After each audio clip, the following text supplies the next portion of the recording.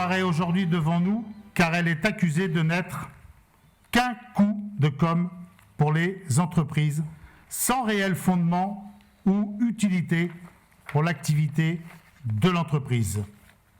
Je vous demande, monsieur, de vous présenter.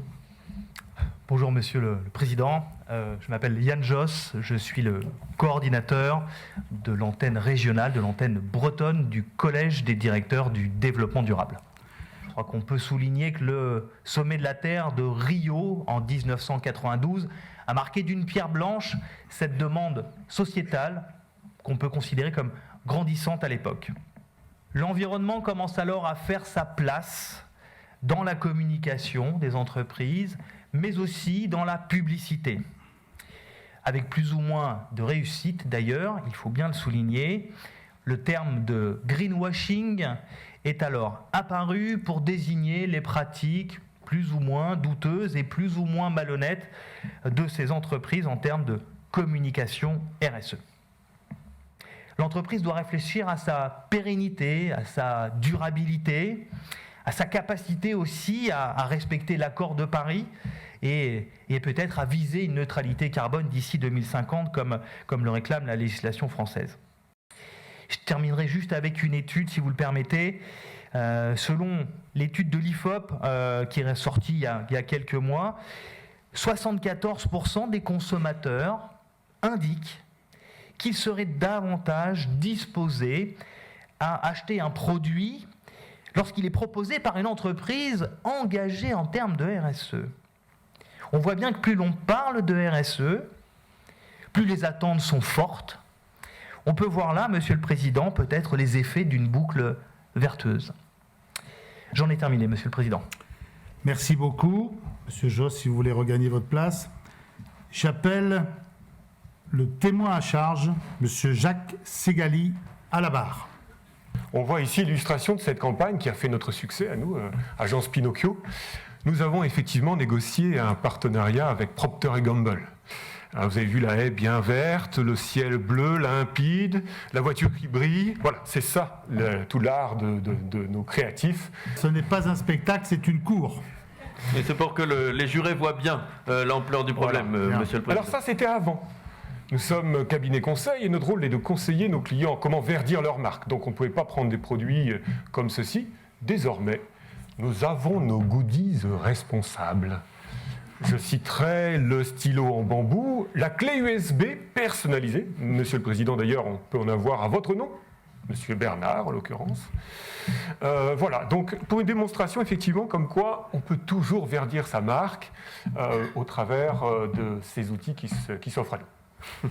Voilà, donc des preuves en effet. Ce que je peux simplement vous dire et vous confirmer au nom de tous mes confrères, puisque c'est votre question, c'est que nous ne sommes pas prêts d'abandonner le sujet de la RSE parce que c'est vraiment excellent pour le business. Donc il n'est pas question d'abandonner. On a encore du bon temps devant nous. Voilà, Monsieur le Président, j'en ai terminé. Merci. Je vais appeler désormais le témoin de la défense, Madame Doris Padus. Madame, si vous voulez vous présenter. Bonjour Monsieur le Président, bonjour Mesdames et Messieurs les jurés. Je m'appelle Doris Padus, je suis responsable RSE des chantiers de Guignoc à Landéda. On regarde la définition officielle de la responsabilité sociétale des entreprises ou des organisations. C'est la contribution de ces entreprises ou de ces organisations au développement durable. C'est la base de la RSE. Il faut avoir un comportement responsable, assumer nos impacts et en rendre compte surtout. Et d'ailleurs, la première partie prenante à qui on doit rendre compte de nos bonnes pratiques, ce sont nos salariés, puisque c'est eux qui vont insuffler, qui vont nous aider au niveau de la RSE dans les entreprises. Si vous permettez, Monsieur le Président, j'aurais une question pour mon témoin. Qu'est-ce que vous répondez à ces exemples? On a eu des exemples concrets de greenwashing. Qu'est-ce que vous leur répondez?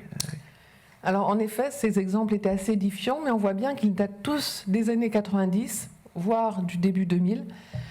Aujourd'hui, on sent bien que les entreprises sont passées de la publicité à la stratégie. On était peut-être dans l'accessoire autrefois, mais aujourd'hui, on est vraiment dans du concret. D'ailleurs, aujourd'hui, un rapport RSE d'une entreprise, ce n'est pas un simple document marketing ou de communication.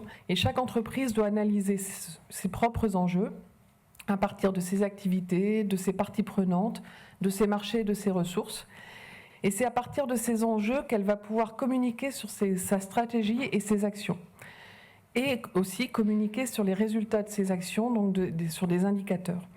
Donc on voit bien que ce n'est plus de la communication par-ci par-là, on part vraiment d'un fond et d'une réflexion en profondeur de l'entreprise. Que toute démarche, même si elle peut paraître anecdotique, est intéressante dans le sens où elle insuffle cette pensée et ces actions RSE dans l'entreprise. Donc on voit que tout le monde progresse, ça se fait petit à petit, mais on est vraiment dans une démarche vertueuse. Merci aux publicitaires qui me donnent des arguments pour pouvoir dire, eh bien oui, ma voiture sauve la planète. Mais aujourd'hui, ou pour paraphraser Descartes, je dirais, je tweete, donc je suis. N'est-ce donc pas l'image qui est importante ? Alors, aidons le consommateur, aidons le citoyen du monde à couvrir de ce vernis RSE tout ce qui nous entoure. Oui, aux clés USB en bois que l'on n'utilise jamais quand on rentre à la maison. Oui, aux stylos en bois, on en a déjà 53 000 parce qu'on en a à chaque événement d'entreprise. Que oui, la RSE, c'est une cerise bio posée sur un gros gâteau fourré aux OGM. Oui, nous exportons nos déchets à l'autre bout du monde pour avoir l'impression que c'est plus propre chez nous. Que dire de plus à part un verbiage vain, hein, un peu vain effectivement, est inutile. Mais je pourrais juste là me taire et laisser libre cours à votre propre appréciation, mesdames et messieurs, et vous laisser... Excusez-moi, monsieur l'avocat de la défense, je vais boire dans ma bouteille en plastique. Oui, mais allez-y. S'il vous plaît. Ah oui, non, c'est pour pas déranger. Nous allons procéder maintenant au vote concernant le premier chef d'accusation de la RSE. La RSE, un coup de com', oui ou non? Assesseur. La RSE est donc accusée de n'être qu'un coup de com'. Mesdames et messieurs les jurés, veuillez procéder au vote. Coupable ou non coupable?